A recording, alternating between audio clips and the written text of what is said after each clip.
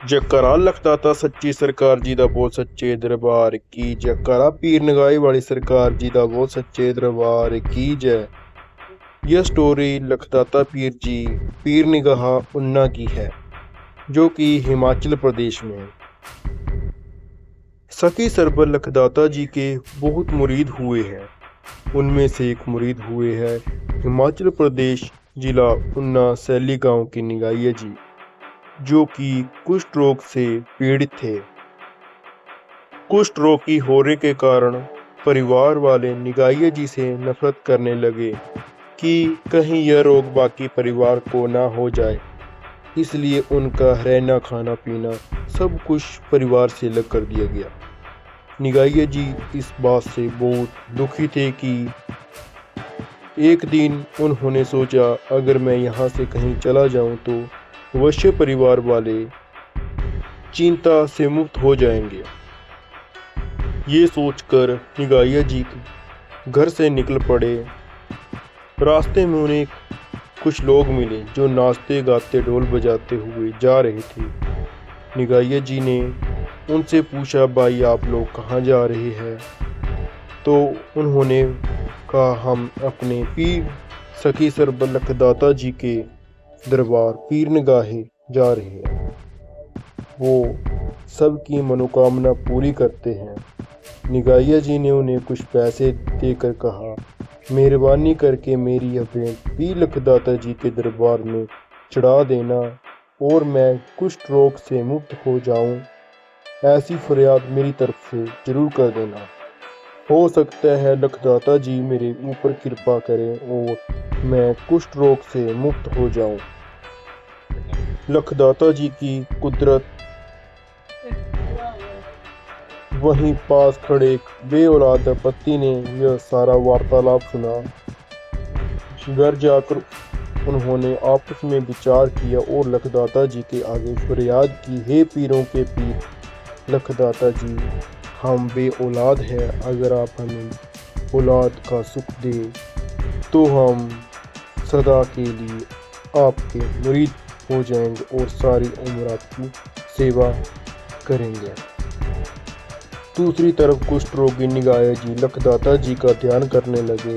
एक दिन निगाइया जी अपनी समाधि में बैठे थे कि उन्हें एक आवाज़ सुनाई दी, निगाइया आंखें खोल और देख तेरे सामने कौन खड़ा है। जब निगाइया जी ने आंखें खोली तो खुली की खुली रह गई और क्या देखते हैं कि पीर लखदाता जी अपनी तत्ती घोड़ी पर सवार होकर उनके सामने खड़े हैं।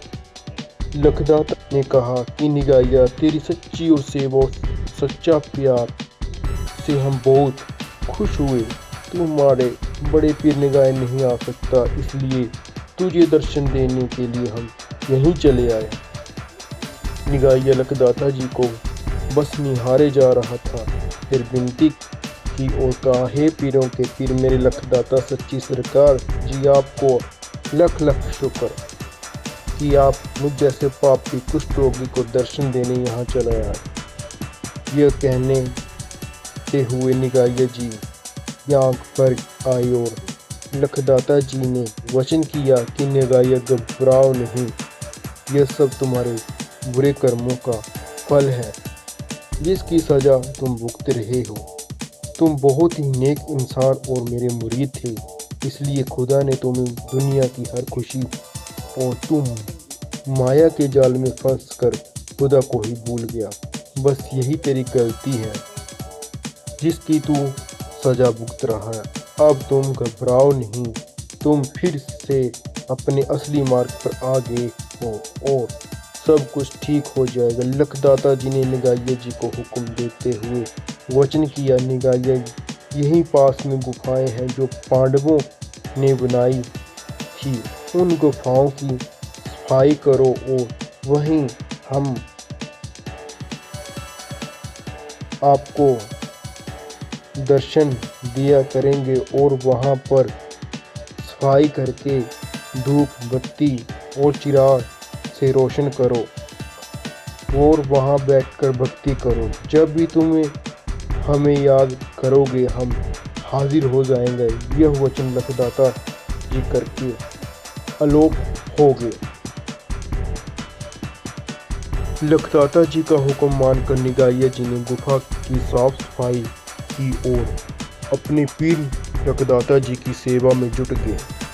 समय बीतता गया। एक दिन निगाहिया जी का मन बहुत उदास हो गया और उन्होंने अपने पीर लखदाता जी को याद किया। लखदाता जी प्रकट हुए और निगाहिया को उदास देखकर कहा, निगाहिया तू इस बियावान जंगल को देखकर उदास न हो। यहाँ हमारा बहुत बड़ा दरबार बनेगा और यहाँ मेले लगा करेंगे।